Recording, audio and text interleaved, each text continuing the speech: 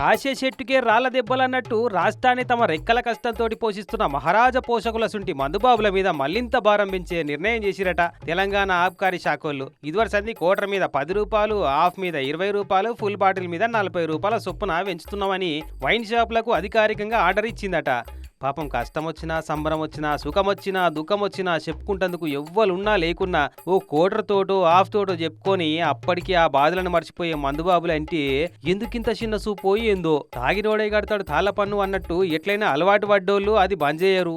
ఎంత పెంచినా తాగకుండా ఊకోరు అన్న ధైర్యంతోటే కదా గిట్ల రేట్లు పెంచి వాళ్ళ జేబులకు తూట్లు పెడుతున్నారు. సరే పెంచితే పెంచిర్రు, మెడకు పడ్డ పాము కరవక తప్పదు, అలవాటు పడ్డ పానం తాగక తప్పదు. ఎంత పెంచినా అది మన సర్కారు ఖజానాకే పోతుంది, మన ప్రజలకే పథకాల కింద అందుతుంది. కాబట్టి రేట్లు పెరిగినాయన్న బాధను ఇంకో కోటర్ ఎక్స్ట్రాగా దాగి మరీ పంచుకుంటారు కావచ్చు.